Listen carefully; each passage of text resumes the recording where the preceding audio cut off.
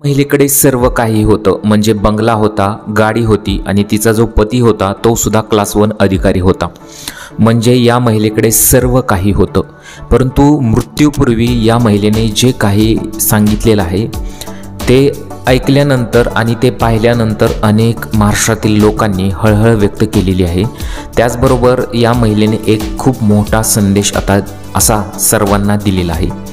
तर ही संपूर्ण घटना आज आपण बघणार आहोत आणि आपण आयुष्यात काय केलं पाहिजे आणि काय नाही हे आज या व्हिडिओच्या माध्यमातून तुम्हाला समजेल. आणि या महिलेसोबत असं काय घडलं होतं हे सुद्धा तुम्हाला कळून जाईल. चॅनलवरती पहिल्यांदा आला असेल तर चॅनलला जरूर सबस्क्राईब करून घ्या. प्रथम आपण पाहूया की ही महिला नक्की कोण होती. प्रतीक्षा समाधान पाटील यांचा विवाह वयाच्या 24व्या वर्षी यावल वन विभागातील वन अधिकारी समाधान पाटील यांच्याशी झाला. ते जळगाव येथे वास्तव्यास होते. सुरुवातीला मग काय झालं, प्रतीक्षा यांच्या जिभेवर फोड आला आणि फोड आल्यानंतर प्रतीक्षा यांनी त्यावर उपचार केले. 3 महिने उपचार सुरूच होते. मात्र यानंतर जिभेला गाठ झाली. तपासणी दरम्यान गाठ कर्करोगाची असल्याचे निदान झाल्याने अवघे कुटुंब सुन्न झाले. जीव घेण्या आजारालाही त्या सामोरे गेल्या. 20 दिवसांपूर्वी त्यांच्यावर शस्त्रक्रिया झाली. यात त्यांची अक्षरशः जीभ काढण्यात आली. त्यांचे वजन 10 किलोने कमी झाले.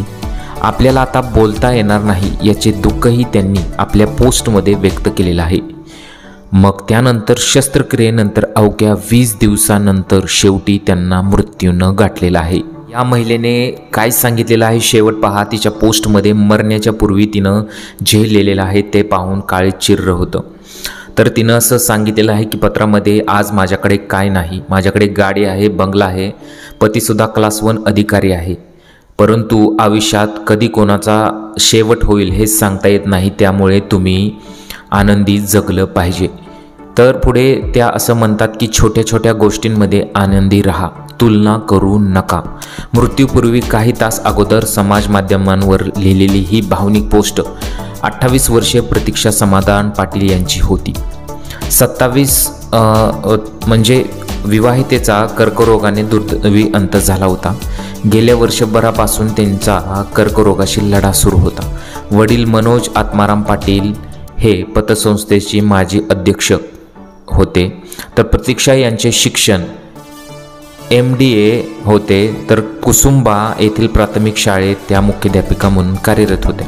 पुढे पोस्टमध्ये लिहितात की मित्रमैत्रिणींनो, आपण सगळ्यांकडे लक्ष देतो आणि स्वतःकडे दुर्लक्ष करतो. सगळ्यात आयुष्यात सगळे समोर असताना प्रकृती चांगली असेल तरच आपण त्याचा आनंद घेऊ शकतो. पण मृत्यूच्या दारातून जो परत येतो ना, त्याला जीवनाची किंमत कळते.